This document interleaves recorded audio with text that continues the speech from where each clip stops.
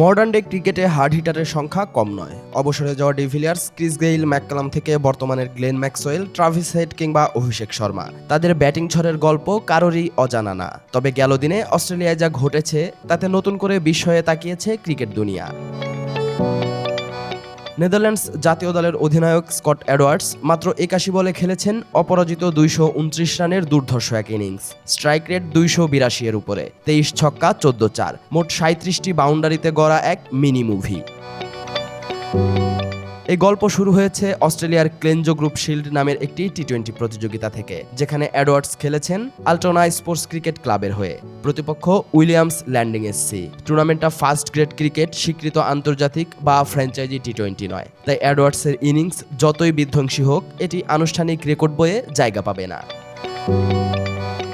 কিন্তু রেকর্ডের খাতা দিয়ে এই গল্পকে বিচার করলে ভুল হবে, কারণ মাঠে যা হয়েছে সেটা টি-20 যে কোনো ফরম্যাটেই অবিশ্বাস্য। ওপেনিংয়ে নেমে এডওয়ার্ডসের 23 বলে 50, 11তম ওভারে সেঞ্চুরি, তারপর যেন তার ব্যাটে লেগেছে ঝড়ের গতি। 17তম ওভারে 150 পেরিয়ে যান। শেষ 4 ওভারে তার ব্যাট থেকে এসেছে 14টি বাউন্ডারি, এর মধ্যে 12টি ছক্কা। 16 ওভারে দলীয় সংগ্রহ 212। 20 ওভার শেষে স্কোরবোর্ড দাঁড়ায় 304, 2 উইকেটে। টি-20তে যে স্কোর কল্পনাকেও হার মানায়। উইলিয়ামস ল্যান্ডিংয়ের জন্য লক্ষ্যটা শুরু থেকেই অসম্ভব ছিল। 304 রান তাড়া করতে নেমে তারা থেমে যায় মাত্র 118 রানে, আল্টোনা জেতে 186 রানের বিশাল ব্যবধানে।